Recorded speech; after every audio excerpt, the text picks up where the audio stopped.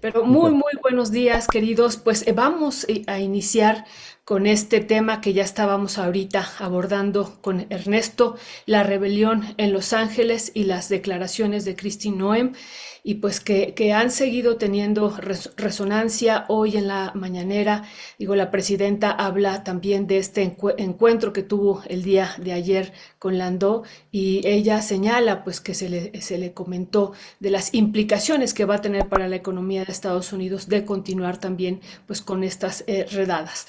Pero bueno, vamos a iniciar con su análisis. Si están de acuerdo, le damos la palabra a Temoris primero, y después vamos intercambiando puntos de vista con ustedes. Temoris, ¿cuál sería tu análisis de todas estas rebeliones que están habiendo, de esta convocatoria de la madre, de todas las marchas que se está haciendo para el día sábado pues, en todo Estados Unidos?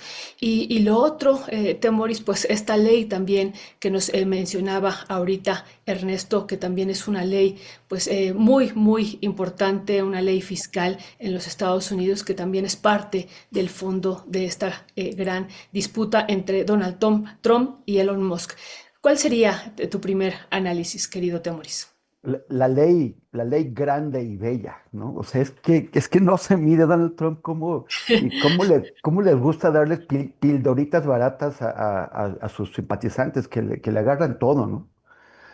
O sea, literalmente se los maicea, pero con pepitas de nada, ¿no? Le pone algo Big Beautiful y ya lo adoran. Estaba viendo este video que pasaron Violeta, Ernesto y tú, hace un momentito, donde están varias personas en un puente y están, o sea, pues todo lo que se vio ahí es apoyo, ¿no? Es como un bonito termómetro del respaldo que están recibiendo, que no debe ser lo mismo en California, que es demócrata, que no votó por Trump, que en otros lados. Pero hemos estado viendo cómo Donald Trump pues está afectando a muchos grupos que lo apoyaron. Mucha gente que metió dinero a su campaña, pues para empezar, el locuaz de Musk, que invirtió 270 millones de dólares, bueno, pues ya se peleó con él, lo cual sabíamos que iba a pasar, era nada más porque dos machitos triple alfa como esos, pues no pueden estar juntos sin acabarse, sin pelearse. Pero también están, por ejemplo, los hispanos. A pesar de toda la retórica violenta de Donald Trump contra los inmigrantes, contra los latinos, hubo casi la mitad, muy cerca de la mitad, y en el caso de los hombres, más de la mitad de los hombres latinos, quienes compensaron ahí fueron muchas mujeres que no votaron por Trump, pero casi la mitad, o sea, más de la mitad de los hombres latinos votaron por Trump.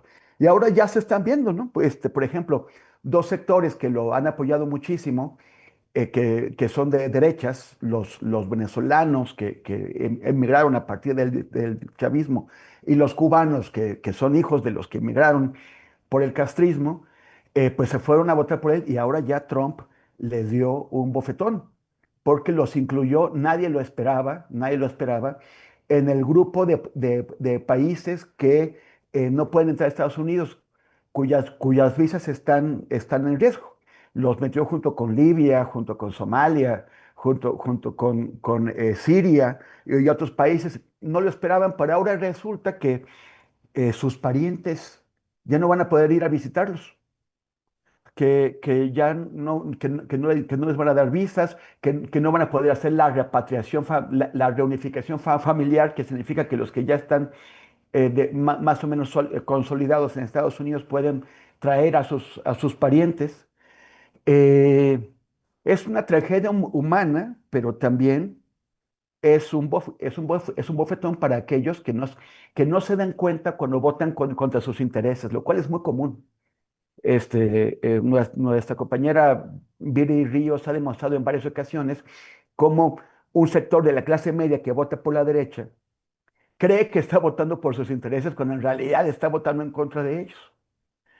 Pero es también el aspiracionismo. Vimos este video de una mujer que me parece que de Texas, que está en un meeting de Trump gritando desaforada, fuera de sí, diciendo, viva Trump, y nosotros somos hispanos y amamos a Trump, y está Trump ahí, le agarra la cintura y todo, y ahora dice que se arrepiente, que le engañaron. Yo creo que los republicanos están muy preocupados porque el voto latino en las próximas elecciones los va a castigar. Y en aquellos distritos y estados donde el voto latino hace una diferencia y no tienen tanta ventaja, el voto latino puede determinar que ellos fracasen. También es muy importante esta movilización que estamos viendo, no solamente porque está activando la oposición a Trump, los demócratas, salvo Bernie Sanders y Alexandria Ocasio-Cortez, que han estado haciendo tour por Estados Unidos, haciendo mítines contra Trump, los demócratas pues están en Babia, no saben qué hacer, cómo oponerse, cómo organizarse, están en el descontón, se parecen a Alito y a Anaya en México. Entonces no saben qué hacer, pero esto está activando una respuesta desde las bases. Y el hecho de que sea desde las bases es vital, porque el Partido Demócrata, en la medida en que no es tan lejano de los republicanos o de los republicanos tradicionales, porque de los de Trump sí es, eso es otra cosa, pero el Partido Demócrata se ha acostumbrado a que como la alternativa son los republicanos, sus bases de afroamericanos, de latinos, sus bases de trabajadores, pues no tienen de otra más que votar por la gente que el Partido Demócrata les ofrezca. Y hay poca capacidad de las bases para influir en las decisiones de los demócratas. Es así como que pues, somos nosotros los republicanos. ¿Qué prefieren? Pues aquí tienen que quedarse. Si esta rebelión desde las bases sigue ampliándose y prospera, no solamente está poniendo a Trump en una situación difícil, sino que también está colocando a los demócratas en problemas. Muchas de las banderas que se ven en esas manifestaciones son de Palestina. Los demócratas, Joe Biden, pero no solamente él, sino en general, salvo un pequeño sector de demócratas, pero en general le dieron la vuelta a la gente liberal o progresista que estaba en favor de Palestina, que está en favor de Palestina. Le dieron la espalda a los sectores de origen musulmán, árabe, que también les dijeron o voten por nosotros o voten por Donald Trump, y eso es peor. Y sí era peor, pero tampoco estaban bien. Entonces esto debe energizar y darle fuerza, el que sean las bases las que conducen la oposición a Trump ante la impavidez de los líderes demócratas, debería fortalecerlos también adentro del Partido Demócrata para impulsar otra clase de medidas. Es solamente el principio de la era Trump. Es muy probable es improbable que de aquí salgan grandes definiciones, o sea, digamos que son los primeros escarceos, las primeras escaramuzas. Vamos a ver más de esto, pero por lo pronto se está activando esta fuerza y se está activando con el esfuerzo y el sudor y las risas también de la gente y las señales de apoyo que vimos en ese puente. Muchísimas gracias, Temoris, por esta reflexión. Federico, pues también hay que agregar otros elementos que están pasando en Los Ángeles y que me parece extremo, pues el toque de queda, ¿no? Que queremos pedir tu reflexión sobre esto y esta amenaza que invoca a esta ley de insurrección. Pues es realmente brutal lo que se está planteando en específico ahorita en Los Ángeles, aunque también pues las protestas se extienden hacia otros territorios. ¿Qué decir también sobre estos puntos, Federico? Y justo yo revisaba ayer los antecedentes de cuándo fue la última vez que se usó la Insurrection Act de 1807, la Acta de Insurrección. Y estuve recordando los episodios, ¿se acuerdan de las revueltas? Los que la audiencia joven no lo va a recordar, porque aún no había nacido las revueltas en 1992, tras la represión brutal a Rodney King, afroamericano que fue violentado como es costumbre por la policía estadounidense, solo que hay determinados, como el caso de Floyd también, determinados actos de violencia racializada que detonan una respuesta social inmensa, ¿no? Aunque esto es cotidiano, que cotidiano en los Estados Unidos. Esa violencia policial recrudecida ahora bajo la crueldad hecha política pública por la administración de Trump, también es la que ha motivado que no solo los migrantes estén protestando, sino que se están uniendo aquí dos broncas muy antiguas y muy justificadas y legítimas contra la brutalidad policial y el incremento de régimen represivo en los Estados Unidos, que no obedece únicamente a Trump, pero que con Trump tiene sus notas más violentas también porque viene acompañado de un discurso. ¿No? Antes subyacía o no subyacía, era parte de la política pública de seguridad interna, la represión, pero ahora está además con el añadido tan típico de nuestra época, de los Netanyahus de nuestra época, que es aparte de reprimir, asesinar, violentar y humillar al reprimido y al asesinado. Cuando vemos ahora estos carteles que publica la Casa Blanca diciendo denuncia a los invasores, cuando se pretende instalar la narrativa de que estas insurrecciones son una invasión interna a los Estados Unidos, que es una narrativa que puede tener un eco jurídico, porque bueno, ahí se hace la invocación de la Insurrection Act y se hace se construye el relato de que Estados Unidos está bajo ataque extranjero, con lo cual se justificaría de alguna manera muy forzada, según entienden los especialistas, el uso incluso de los Marines, de las fuerzas militares estadounidenses, más allá de la Guardia Nacional.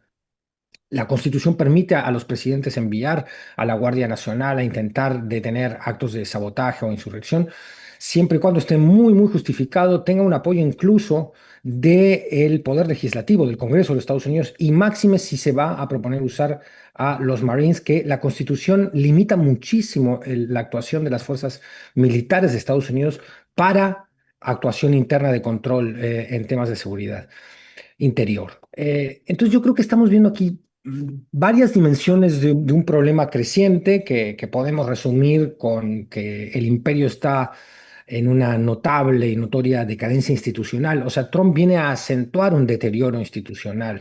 El violentar de esta manera ciertas reglas, la Constitución misma, esta imposición autoritaria que está buscando cada vez con menos pudor Donald Trump, también ha generado muchas reacciones. Y una de ellas es la de, estoy hablando de la parte interna de Estados Unidos, ojo, ni hablar de lo que nos toca emocionalmente con nuestros paisanos o con la empatía elemental que uno tiene siempre con los perseguidos, los marginados, que son el chivo expiatorio de estos regímenes en crisis, ¿no? Es siniestro aquí, a ver, abro este paréntesis, cuando uno escucha las reflexiones que hacen los líderes de los migrantes y del mundo, de las comunidades chicanas, cuando dicen nosotros aportamos en la jornada laboral y ahí no, les gusta cuando aportamos a la economía de servicios en los Estados Unidos, cuando enviamos las remesas para México, estamos ayudando a dos países, a la economía de dos países,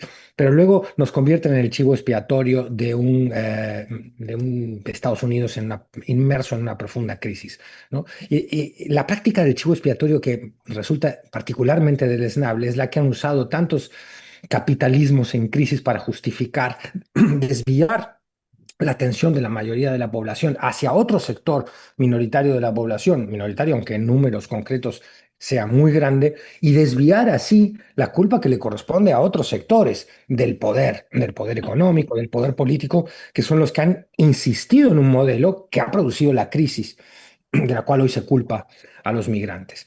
Cierro este paréntesis. Volviendo al tema interior, habría que remontarse también a las rebeliones que contra la segregación racial había por parte de algunos gobernadores, como el de Alabama, en los 60s, en los 50s, en Estados Unidos, donde también se le envió a la tropa, al FBI a investigar. Nunca olvidaremos el caso de Mississippi en llamas, exacto, la gran película de Alan Parker, no sé si la audiencia la recuerda, donde se cuenta cómo una parte del Estado estadounidense intentó desafiar el racismo institucionalizado de los gobiernos y de los gobernadores, sobre todo del sur racista de los Estados Unidos. Entonces estamos viendo una serie de conflictos juntos, ¿no? Que dan para muchísimas reflexiones.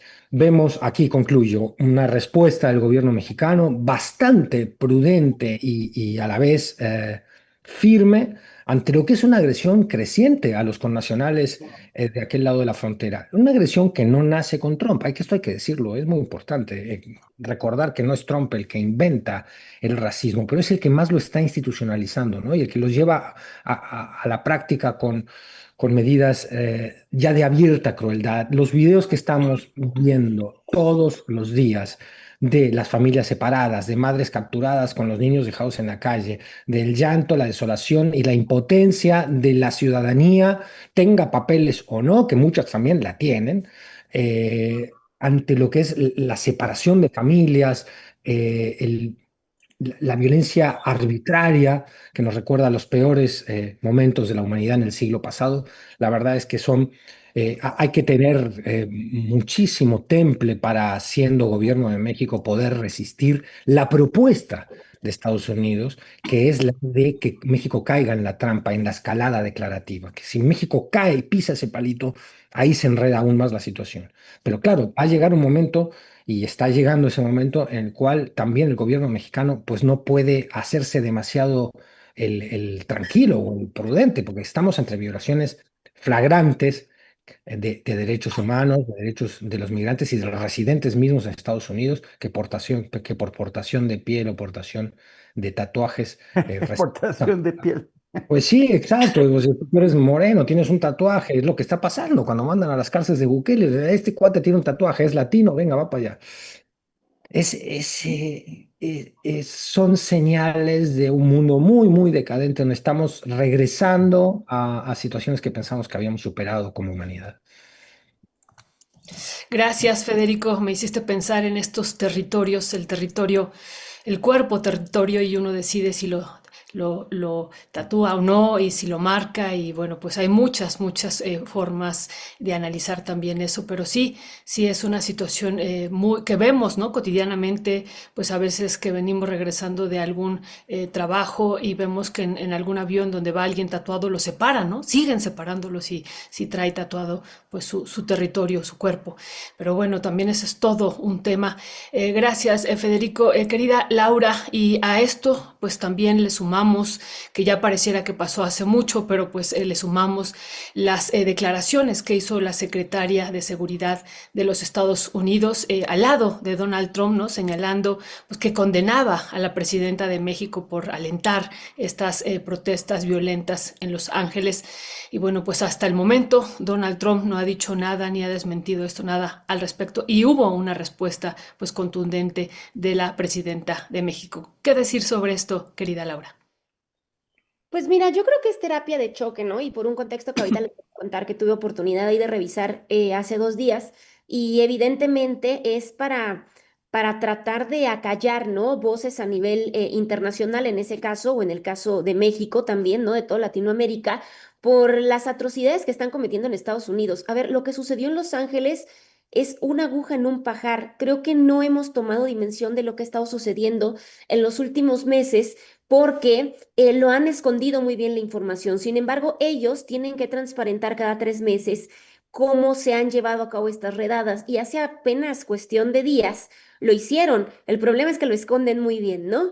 Y bueno, me metí, la verdad que sí estuve ahí buscando bastante. Y lo que yo les puedo contar es que en los primeros 100 días de gobierno se han detenido en redadas, es decir, en este primer contacto, a 81.283 personas, que es una cantidad altísima e histórica. Para que la gente se lo imagine sin tanto número tan alto, estamos hablando que son más de 650 personas al día. Esa es la cantidad de gente. E incluso revisando los informes del propio ICE, me di cuenta que la redada de Los Ángeles de estos días no fue la primera, ya hubo una antes, pasó totalmente desapercibida porque lo hicieron pues justamente de una manera pues muy, vamos a decirle, no prudente, ¿no? Pero no se publicitó tanto, donde fueron detenidas 239 migrantes ya en Los Ángeles. En esta ocasión se detuvo a 44. En el mes de abril, me parece a finales, se detienen estas 200 y tantas personas que nadie se dio cuenta. Ahora sí, como dicen en mi rancho, nadie se dio color porque no lo publicitaron como en este momento sí se publicitó, ¿no? Y aparte de todo, los argumentos para las deportación, perdón, para las detenciones enredadas, que es el número del que estoy hablando, pues han sido terribles. Mira, leyendo estos informes, yo les puedo decir que se han publicitado 34 grandes operativos durante estos poco más de 100 días de gobiernos. 34 operativos es lo que se ha publicado. Les voy a pasar en algún punto porque les digo que está bastante escondido, pero son fotografías tristísimas, ¿no? La gente detenida en fila india que recuerda escenas, pues, de genocidios, no sé, de guerras, horrible, con su ropa de trabajo, con sus chalecos naranja, con sus arneses, cómo los hacen posar enfrente de sus camionetas de trabajo mientras son esposados o revisados por la patrulla fronteriza o en el caso de ICE, ¿no? Em, y uno de los argumentos que a mí me llama mucho la atención, porque por ejemplo hubo una redada el 20 de mayo en Florida, que también estuvo grande, ahí se llevan a 21 personas, no tanta como la de Los Ángeles que les cuento 200 y tantos personas, que precede a esta que sucedió, sino la del 20 de mayo, donde en su informe ellos dicen que la expulsión se debe a que se les había vencido su visa. Y dicen, y les quiero leer textualmente porque me pareció muy ofensivo, dicen, la mayoría de los secuestradores del 11S, como se le conoce a los ataques de las Torres Gemelas, se quedaron con sus visas vencidas. Eso significa que Estados Unidos los dejó entrar al país y no salieron cuando debía. Y luego asesinaron a 3.000 estadounidenses. El nivel de la narrativa, la revictimización y la propaganda que están haciendo, es decir, cuando entre estas redadas es una cosa que yo entendí. Hay 300 personas y encuentran a una persona con antecedentes penales, pues entonces ya dicen que todos son delincuentes y así es la cabeza, dicen todos son delincuentes. Y en segundo término, cuando no encuentran, dicen que podrían ser delincuentes y citan casos como el de las Torres Gemelas para jugar con esta parte, ¿no? Entonces, pues ese es el punto, ¿no? Más importante de esta historia, me parece, y es cómo los operativos van por todos lados. Hay operativos donde se han detenido aproximadamente, me parece que el operativo más alto, aquí lo tengo, fue de 1.120 personas. Esa es la cantidad de personas que se detuvieron en el operativo más grande y fue en Florida apenas en el mes de mayo. Por eso les digo que lo de Los Ángeles es todo una espolvoreada. Amenazan que vienen más fuerte. Entonces, pues están tratando de hacer terapia de choque con el gobierno mexicano, tal vez para mantenerlo tranquilo y que no se manifieste con las redadas que ya sucedieron y con las que vienen, o que el tono no sea tan confrontativo, ¿no? ¿Qué es lo que debe hacer en estos momentos el gobierno de México? Digo,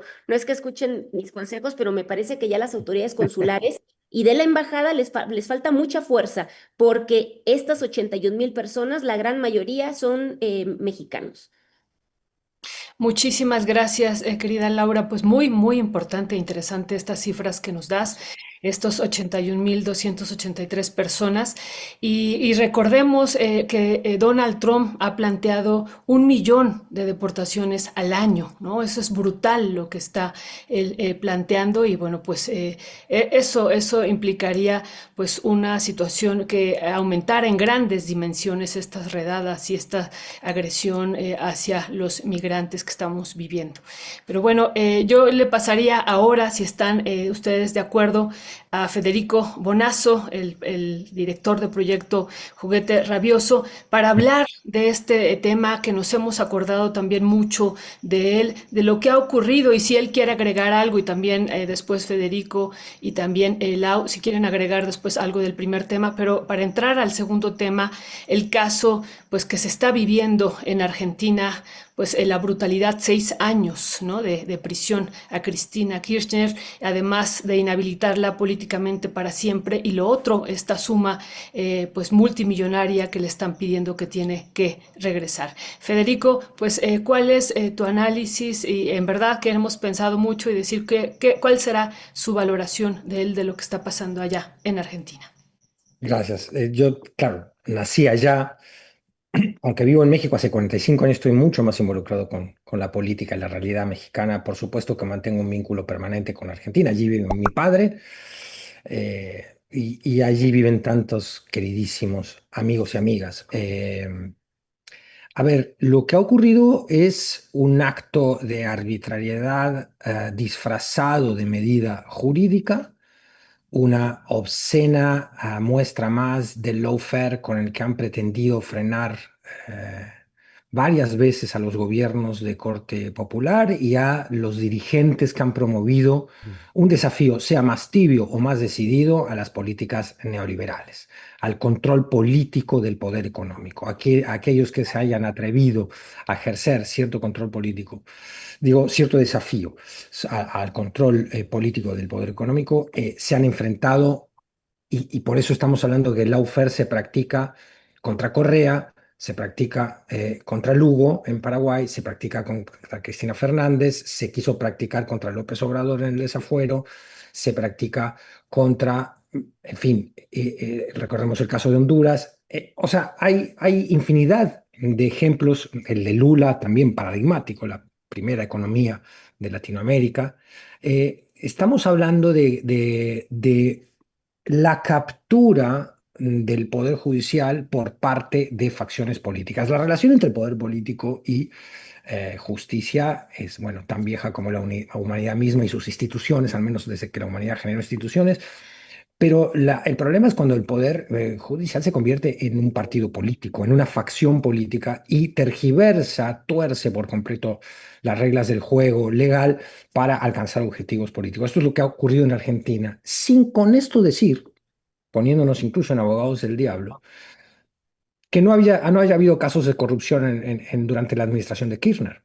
Lo que pasa es que no vamos a poder saberlo bien concretamente si Cristina Fernández participó en un caso de corrupción o no, porque el juicio, que tiene 17 años y que concluye con un fallo al vapor de una Suprema Corte que para, por ejemplo, terminar de establecer culpabilidad en casos de ex genocidas argentinos o de genocidas argentinos o de crímenes de lesa humanidad puede llegar a tardar 5, 7 años. Aquí en 2 meses y medio resolvió que Cristina Kirchner era culpable.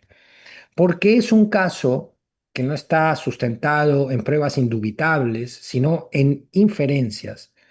Y todo el diseño del caso, que no da tiempo de escribir en esta intervención, pero que está plagado de no irregularidades, falsedades, está construido para anular políticamente a la que es, te caiga bien, te caiga mal, tengas críticas que hacerle o no, la figura más importante de la oposición a la derecha en la Argentina. Esa derecha que hoy gobierna Javier Milei y que antes gobernó Mauricio Macri, que sin duda es el jefe de la banda, el mafioso que está detrás de toda esta movida, o uno de los principales incitadores de este juicio completamente arbitrario a la expresidenta Cristina Fernández de Kirchner, que hay que recordar que intentaron matar en un atentado fallido donde el arma falla y donde estamos hablando que si cuando la violencia física directa no surte efecto, también estos poderes tienen planteada la violencia disfrazada de institucionalidad.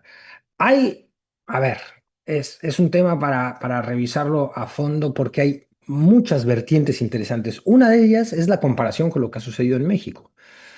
Con todas las críticas que hemos hecho al proceso de la reforma al Poder Judicial, con las elecciones, con la sin duda intencionalidad política que hay detrás de la reforma por parte de Morena y el grupo en el poder al que llamamos 4T, lo que estamos viendo ante el lawfare hecho a Cristina Fernández y luego analizamos la situación de la revisión del Poder Judicial que se ha hecho institucionalmente en México, nos damos cuenta que la 4T se ha querido blindar de eso. Que esta es, digo, esto no es que nos demos cuenta, pues somos muy perspicaces, lo ha dicho abiertamente la 4T y la presidenta, pero estamos viendo en términos reales, concretos, a la hora de hoy, cómo actúa, eh, cómo actúan estos grupos de interés, estas oligarquías, estas derechas, concretamente malversando la justicia para alcanzar sus objetivos o proscribir rivales políticos. Entonces, bueno, a la luz de esto, hay que repensar o reanalizar o dar un paso más en el análisis sobre lo que significa la reforma del Poder Judicial en México.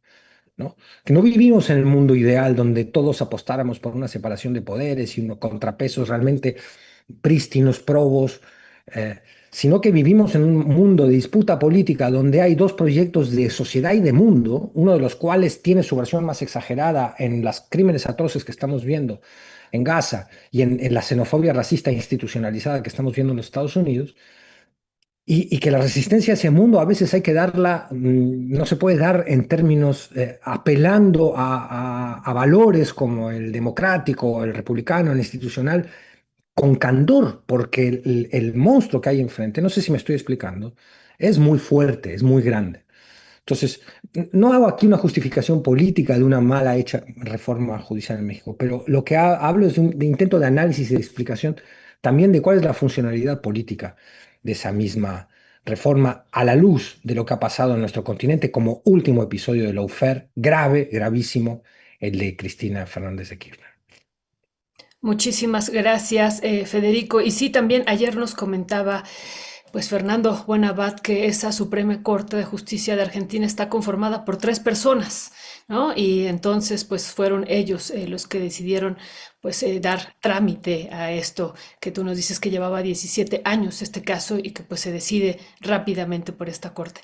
Uno de Eh, ellos nombrado, perdón, Violeta, uno de ellos Adelante. nombrado por decreto por Macri, el otro nombrado durante la administración Macri, y otro que se le dio vuelta, digamos así, a Néstor Kirchner. Pero es una corte absoluta, declarada y obscenamente macrista, donde los ministros y varios jueces que han intervenido en las instancias anteriores se han ido a comer con Macri, han ido a jugar al fútbol a los predios que este millonario tiene allá en la Argentina. Es decir, es una corte muy parecida a la de Norma Piña, que se reunía abiertamente con el poder político, violentando toda la independencia e imparcialidad que se le exige a un ministro de la Suprema Corte o a alguien que pertenece al Poder Judicial.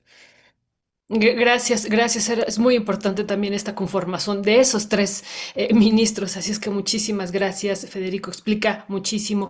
Y pues, Temoris, ya también está este caso en La Haya, en la Corte Penal Internacional, y también piensan llevarla a la Comisión Interamericana de Derechos Humanos. La defensa de Cristina Fernández, pues está también ya actuando en términos legales y decíamos ayer, pues está siguiendo parte de la estrategia que siguió también Lula da Silva en Brasil. ¿Qué decir? ¿Cuál es tu balance y análisis de este otro caso al sur del continente, querido Temoris? El audio, Temoris. Sí.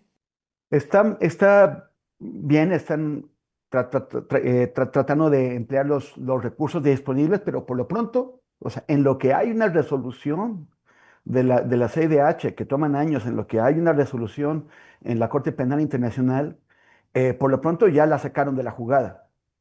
Y ella tiene un plazo, me parece que de 6 días, que ya corrieron un par, para entregarse ante el juez. Ella está buscando que por su edad la eximan de cumplir la pena carcelaria, pero eso tiene que salir muy rápido, si no, bueno, pues en 3 o 4 días va a tener que ir a la cárcel o salir del país, lo cual no creo que sea fácil, o no sé qué hacer. Pero el daño está hecho. Lula fue a la cárcel. Hay que recordar todo eso, porque a Lula lo condenaron por un departamento que dijeron que le habían regalado, y que supuestamente había sido un soborno por parte de una empresa. Finalmente, él fue a la cárcel, lo asumió, y eventualmente sale cuando el juez que lo condenó se llama Sergio Moro. Sergio Moro decía que él actuaba sin ningún interés político, de manera imparcial, y que lo que le importaba era la justicia. Meten a Lula a la cárcel, le dan un golpe de estado legaloide a Dilma Rousseff, entra Temer a la presidencia en reemplazo de Dilma, y nombra, bueno, y el primero que entra a su gobierno es Sergio Moro como ministro de Justicia. O sea que el que no tenía interés personal en el reemplazo, en la caída de gobierno del PT, pues de inmediato se convierte en ministro. Pero él mismo terminó cayendo porque se demostró, y esto porque se filtraron unas grabaciones a un medio gringo brasileño que se llama The Intercept. Unas grabaciones en donde el propio juez Sergio Moro les está dando instrucciones a los fiscales sobre cómo deben presentar las acusaciones contra Lula para que él las pueda aceptar.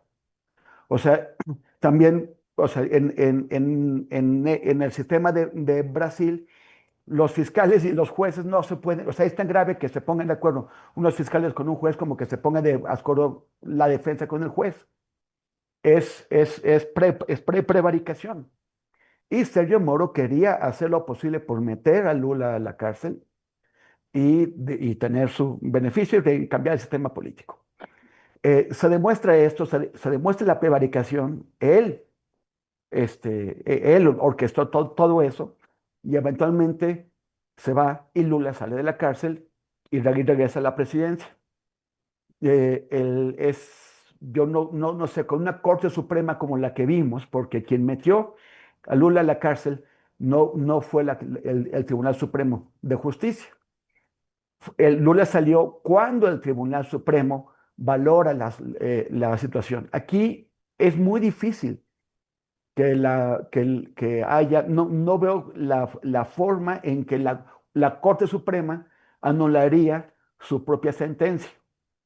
Creo que ya es definitivo, creo que ya no tienen nada que hacer. Pero es eso, vemos muchos defectos, es lo que decía Fede, vemos muchos defectos en la elección judicial.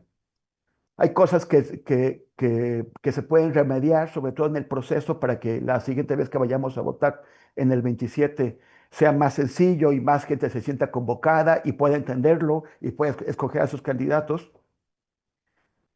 Hay daños que será muy difícil corregir porque entró gente como, por ejemplo, los jueces de la luz del mundo, ¿no? Esa secta, la del el apóstol pederasta, condenado por pederastia, Nazón, esa secta colocó a sus jueces en Michoacán. Entonces, eso significa que asuntos que tienen que ver con la secta locales que caen ahí en Michoacán, pues jueces que ellos colocaron los van a conocer, o no contra la secta, pero sí contra o sobre sus propios afiliados. Entonces está ganando poder, esa secta ya tiene legisladores, tiene ahora jueces, y bueno, hay daños que no se van a corregir. Pero es cierto que el daño mayor es el que todavía siguen infligiendo los jueces que todavía están en su sitio hasta septiembre. Y no solamente los jueces, porque como hemos mencionado varias veces, una reforma judicial completa debe abarcar a las fiscalías. Acabamos de ver cómo la Fiscalía General de la República hizo lo posible usando subterfugios legales para mantener a la gente acusada por Isabel Miranda de Wallace en prisión. Y lo mismo ha hecho en el caso de Israel Vallarta. Una cosa es lo que dice el presidente en la mañanera, que hay que ya ayudar a Vallarta a finalmente salir de la cárcel. Y otra cosa es lo que hace el fiscal Gers Manero, que por supuesto tiene autonomía porque la ley, la constitución se la garantiza. Entonces, él sigue metiendo a la cárcel a gente o acusándola, prolongando procesos.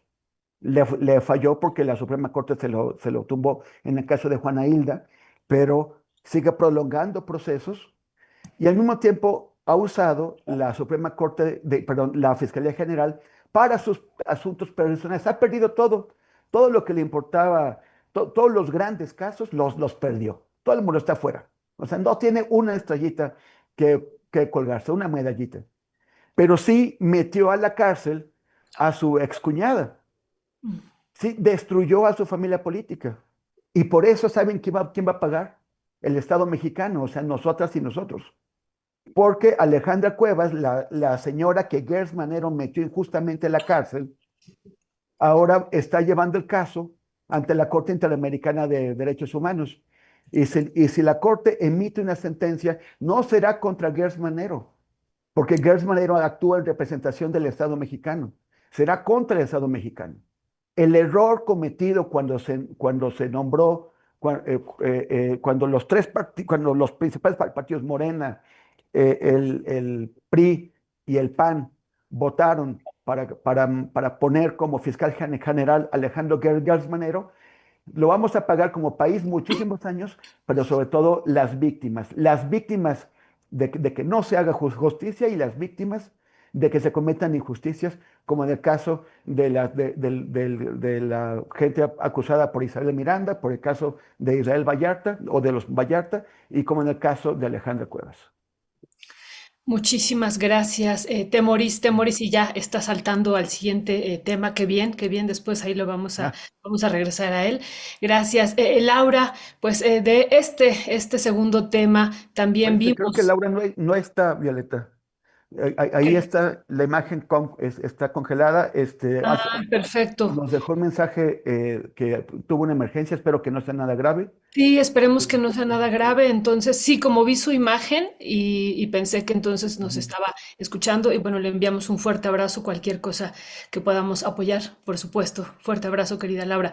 Bueno, pues entonces, si están de acuerdo, nada más yo le iba a preguntar a Laura sobre el posicionamiento que dio el día de ayer la presidenta en la mañanera, que manifestó su solidaridad con la expresidenta de Argentina y preguntarle a Federico e ir avanzando también sobre el otro tema, pero sobre este, si pues se tendría que hacer algo más fuerte, estos gobiernos de América Latina que pudieran respaldar a la expresidenta Cristina Fernández, o basta con estas muestras y expresiones de solidaridad, querido Federico.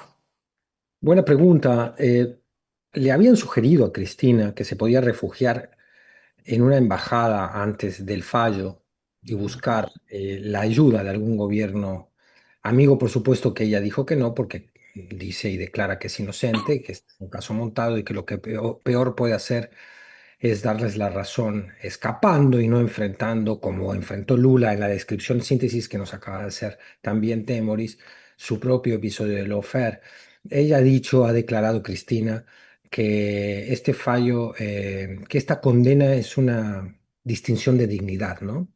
Y lo va a enfrentar así. Se la vio completamente entera, salió a saludar a miles, muchos miles de personas que fueron, tomaron las calles aledañas a su domicilio en la ciudad de Buenos Aires, que es donde probablemente va a cumplir el plazo de la condena.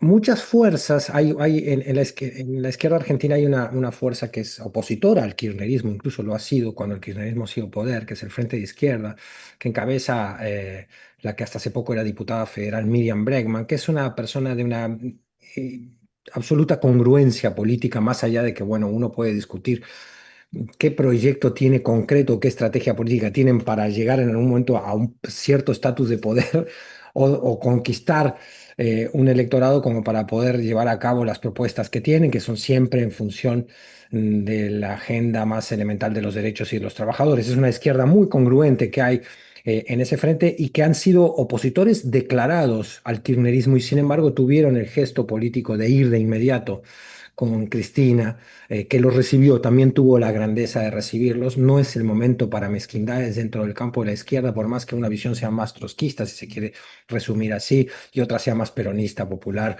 no desafiadora o desafiante, mejor dicho, del capitalismo, pero que confluyen en la idea de los derechos, de los valores y, bueno, por lo menos de lo que es el respeto y la reivindicación de la clase trabajadora en la Argentina, que es la identidad histórica del peronismo. Y así como ella, las declaraciones del Premio Nobel de la Paz, Pérez Esquivel, condenando este hecho, diciendo que esto es un ataque a la democracia, en fin, se ha unido muchísima, incluso personas que podemos describir del liberalismo más clásico, a pesar de ciertas excepciones, como insisto yo siempre mencionar porque me causa muchísimo asombro, el jurista Roberto Gargarella, que denuncia como la mayor tragedia jurídica de nuestros tiempos la reforma judicial en México, pero en cambio festeja el fallo contra Cristina Fernández. Son este tipo de liberales que terminan en su afán por combatir las ideas o su afán por combatir el populismo de izquierda, terminan completamente juntos al populismo de derecha.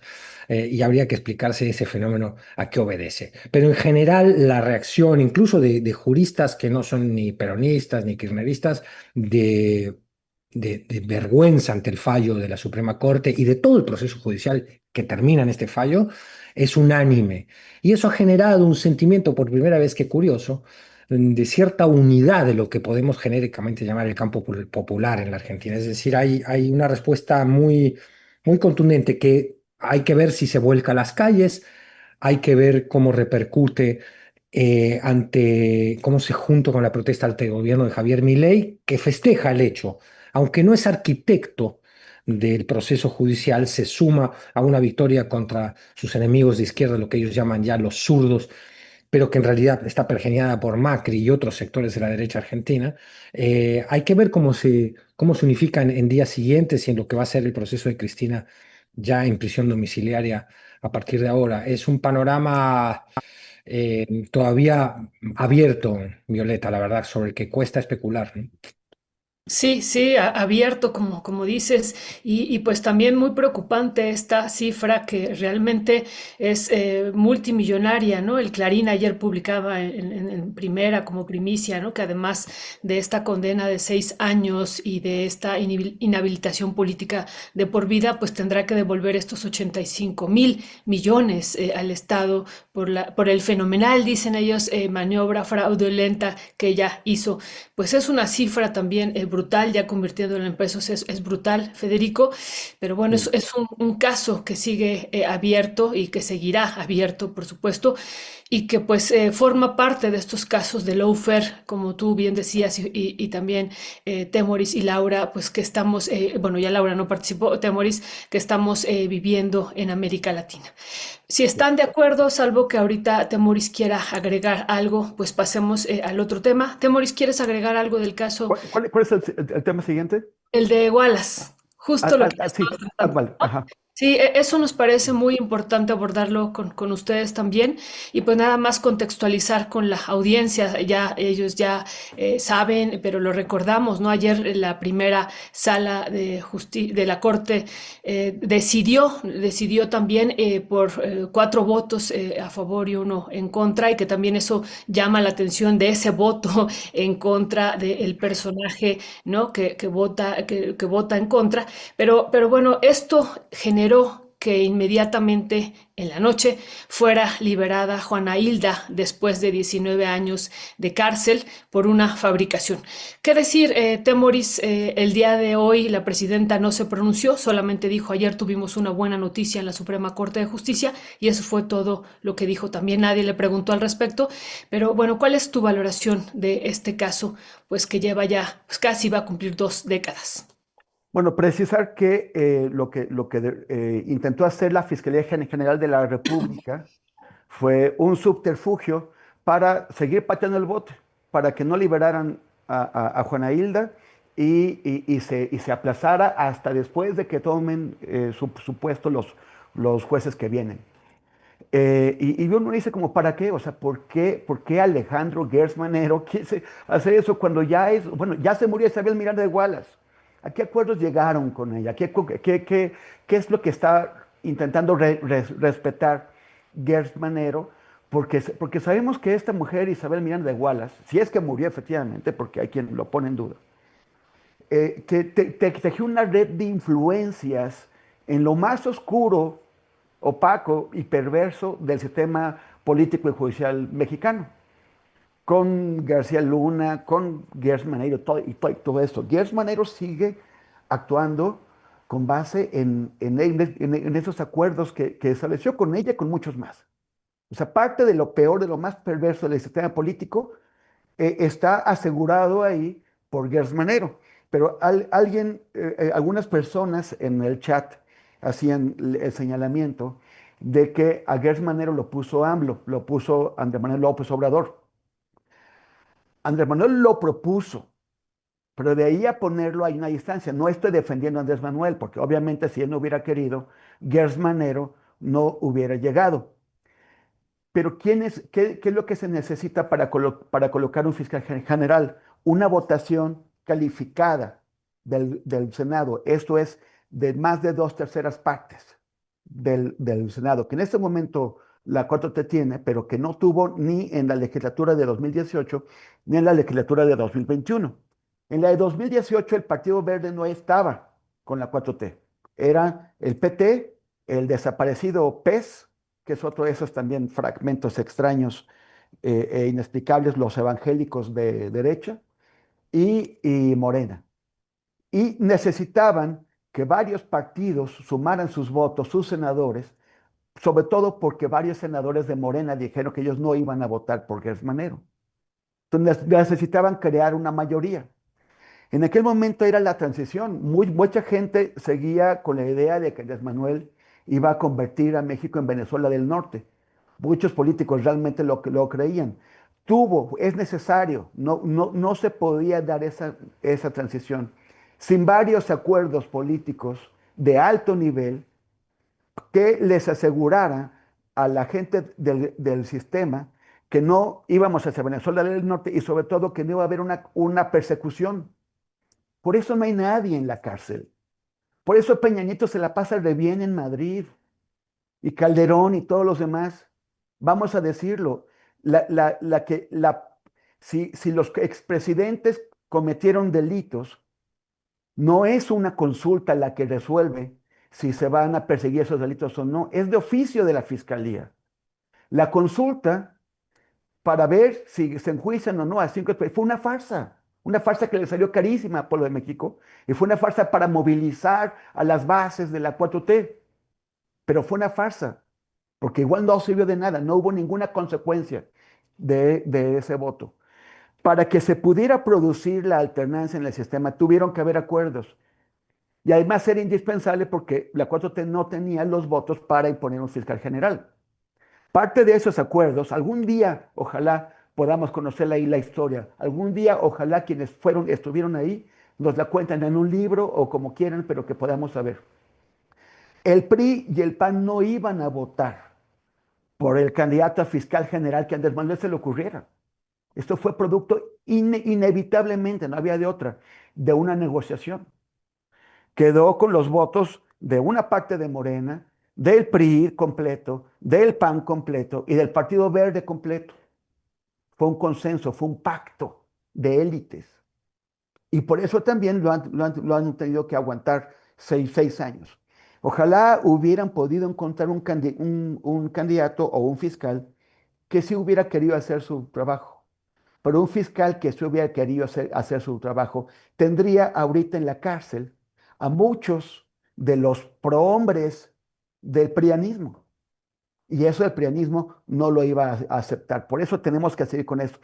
La forma de sacar a Gers Manero, pues ahora Morena sí tiene los 2 votos, o la 4T, pero asegurados no lo sé, porque Monreal o Adán Augusto no facilitarían eso, porque el Partido Verde tampoco lo facilitaría.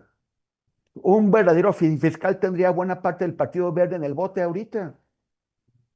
Entonces, aquí tenemos parte de las resistencias del sistema que siguen actuando y que impiden profundizar en la transformación. ¿Qué se debe hacer si no se puede entonces sacar al fiscal? Pues sí, hacer la reforma de las fiscalías. ¿Está en la agenda? No se ve. Quizás sí. Quizás han estado esperando que pasen otras tormentas, por ejemplo, que se consolide la reforma del Poder Judicial y que tomen su cargo los nuevos jueces para que no le den un golpe de estado judicial.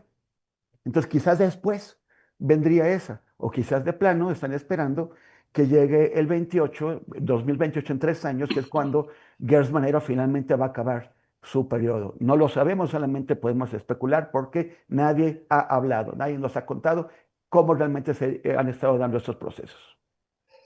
Muchísimas gracias, Temoris y querido, para cerrar sobre este tema, pues decíamos que fueron 4 votos a favor y 1 en contra dentro de la Suprema Corte, dentro de esta primera Oye, sesión. perdón, Violeta, ¿y viste cómo fue el ministro Ortiz Pardo el que Sí, votó en Pardo contra? Rebolledo, así. Pero, sí, perdón por los Ortiz Pardo, pero ¿viste cómo dio su voto?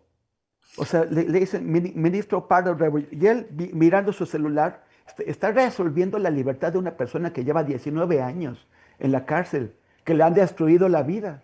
Y él Sí, mirando su celular, en contra, con voto particular. O sea, mirando el celular, qué falta de seriedad. ¿Cómo sí, puede un sí, señor sí. como ese estar ahí y nosotros pagándole? O sea, bueno, Sí, sí, brutal, brutal, ¿no? O sea, realmente sentimos así que nos clavaban una estaca, ¿no? Los que realmente cuando él dijo en contra y además fue el primero, ¿no? Sí, sí, Entonces, sí. sí, fue muy, muy impactante esta por ser el primero, pero bueno, afortunadamente ya se ha logrado la liberación de Juana Hilda y próximamente, nada más aquí voy a leer un pedacito que ayer leíamos con la entrevista de Brenda Quevedo. Dice, el Estado, una vez que ya se aprueba este amparo, en el primer párrafo dice, el Estado no logró demostrar que las confesiones, y decíamos ayer, entre comillas viene confesiones, que la quejosa rindió el 6 y 21 de febrero de 2006 cuando estaba retenida bajo la figura del arraigo, fueron obtenidas respetando su derecho absoluto a no ser sometida a tortura, querido Federico. Y esto, pues estaría tirando esta confesión que se hizo bajo tortura, pues estaría tirando todo y desmoronando todo el caso que armó y fabricó Miranda de Wallace. ¿Qué decir sobre esto, querido Federico? Correcto, es un fallo en el sentido más correcto posible, y que incluye, aparte de la desestimación de las confesiones bajo tortura, la conclusión de que hubo invención de pruebas. Esto es muy importante porque el máximo tribunal de justicia del país está reconociendo que las instancias previas, las procuradurías, la General de la República sobre todo, eh, montaron un caso. Y esto es, llega tarde, pero llega, por suerte, y es para celebrar. Eh, Muestra una manera de operar el Poder Judicial por parte de los poderosos de este país. Y queda desbaratado esto. Ahora, no queda desbaratado únicamente por la lucidez repentina y última de la Suprema Corte de Justicia, sino que queda desbaratado por la concurrencia de muchísimos actores que acompañan desde el principio o después paulatinamente cuando se van enterando de las evidencias del montaje a las víctimas. Eh, es fundamental y hay que felicitar, y yo los felicito a ustedes, a Rompeviento, a Temoris, a Laura, a Ricardo Rafael, a todos los periodistas que realmente lograron destorcer la verdad del montaje, la verdad falsa del montaje. Ha sido una tarea cívica y pública fundamental que muchas veces hace el periodismo a lo largo de la historia, lo que llamamos verdaderamente el periodismo de investigación y el periodismo comprometido también con el desafío al poder, ¿no? El periodismo, si tiene entre sus virtudes o particularidades, debe destacar siempre que tiene que ser desafiante del poder de turno. Y aquí queda desmantelada una manera de proceder que nada tiene que ver con la justicia, aunque lleve el nombre. En ese sentido es un caso paradigmático muy importante que se resuelva de esta manera, con Juana Hilda González primero como primera parte o nudo de un hilo que después, usando la confesión que ella hace bajo tortura, sirve para inculpar a un montón de otros inocentes, como la misma Brenda Quevedo, que en este momento pues tiene una ilusión enorme también de que haya una sentencia final sobre su caso. Eh, También concurren los abogados y también está el Instituto Federal de Defensoría Pública, hay que mencionarlo, que es parte del Poder Judicial. Es decir, aquí es cuando vemos que la realidad no es blanco y negro. Hay actuación de parte misma de ese Poder Judicial que en algunas instancias recibió y aceptó lo que evidentemente era fabricación de pruebas y confesiones obtenidas bajo tortura. Eso también fue parte del Poder Judicial. Y hay otro Poder Judicial que con este instituto y ahora con el fallo final de la Suprema Corte, a pesar de las reticencias del ministro Pardo, consigue restituir la justicia, al menos en este caso. Paradigmático caso, porque cuántos como este caso no hay, no han tenido la suerte de alcanzar el interés mediático que repercute después sobre el accionar mismo de la justicia. Entonces, ir con los ojos muy abiertos, ir con el reclamo permanente a las instituciones de justicia de este país y al gobierno mismo de que se revisen todos estos casos y de que aprovecho para hacer mi reclamo de siempre, La 4T, si se dice de izquierda, no puede ser un proyecto punitivista en lo jurídico. No puede sostener la idea de la prisión preventiva oficiosa. La prisión preventiva oficiosa apoyada por la 4T es exactamente la que permite, o uno de los dispositivos más nefastos que permiten injusticias como las que ha vivido Juana Isla González, Brenda Quevedo y varios de los participantes en el montaje del caso Wallace. Por eso es muy importante lo que sucede ahora y que nos sirva de ejemplo para la memoria y de ejemplo para el reclamo permanente que tiene la sociedad mexicana con un sistema de justicia, no puedo decir un mejor sistema de justicia, con un elemental y verdadero sistema de justicia que es un pendiente eterno que vive esta sociedad. Buenísimo esto último que dices también, Federico. Finalmente, pues hay muchas, miles de mujeres en las cárceles que han sufrido también tortura y tortura sexual y pues que no tienen estos reflectores. Pero bueno, Brenda Quevedo nos comentaba pues que el caso que ellas vivieron y ella en particular fue extremo, ¿no? Extremo, una brutalidad pues realmente extrema. Y bueno, pues sí, esperamos que esto cambie de manera urgente, pues que muchas de las mujeres que están sin sentencia durante años y que han sufrido cosas atroces, pues puedan ser liberadas. Queridos, pues les mando un fuerte abrazo, querido Federico y querido Temoris, y le mandamos un fuerte abrazo a Laura también, que tuvo una situación, pero también estuvo aquí con nosotros durante la primera parte de la mesa. Y nos encontramos el próximo jueves con ustedes en otra mesa imposible, que esta mesa empezó siendo posible y terminó siendo imposible, ¿se dan cuenta?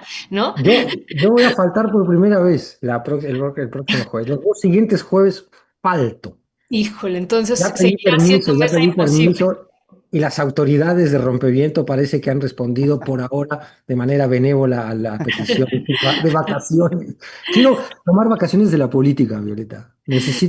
Estoy quemado cerebralmente. Me voy de astillero 3 semanas también o sea, me retiro un ratito del Como que análisis. 3 semanas. Un ¿Eh? ratito, ¿Te entonces. autorizaron 3 semanas? No, no, no, yo tengo que hablar aquí con Allá, no, producción aquí nada porque más dos. Aquí nada más me Aquí nada autorizaron más no dos. se ha hallado res. No, no, pues sí, son muy necesarias las vacaciones, querido Federico, así es que descansa, retírate unos días de la política. Yo realmente confieso que aunque luego me he ido de vacaciones, nunca me puedo retirar de la política, así siempre estoy viendo qué pasa pero es difícil, pero hay que intentarlo a veces, querido Federico, Sí, por hay una que cuestión de intentar. salud. Pues les mando un fuerte abrazo, querido Temoris. Por cierto, muchas felicidades, Temoris. muchas gracias. Pues está siendo reconocido y premiado por parte de la Universidad Autónoma Metropolitana como uno de los egresados ejemplares de este país y de esa universidad. Así es que fanfarrias, Y qué gusto que sea la UAM, o sea, qué gusto, me da Sí. muchísimo. Tú sabes que los guameros pues nos da siempre mucho entusiasmo. Entonces, que la universidad misma tenga este gesto, pues es muy bonito. Bueno, a mí me encantó y fue uno de los muy poquitos de ciencias no duras. O sea, todos los reconocidos eran ingenieros y biólogos y gente pues de mucho estudio. Entonces, bueno, pues estuvo muy bien. Muchas felicidades. Sí, de repente yo entro a la UAM y veo el nombre de Temoris como uno de los grandes galardonados egresados, de gran ejemplo. Así es que muchísimas felicidades, Temoris. Ya estaremos compartiendo el día de mañana aquí la publicación de la UAM y se las compartiremos a la querida audiencia. Pues fuerte abrazo, Federico. Lindas vacaciones y Muchas muchas gracias. felicidades, Temoris. Gracias, Gracias, gracias. gracias, Nos gracias. encontramos con la mesa la próxima, imposible la próxima semana.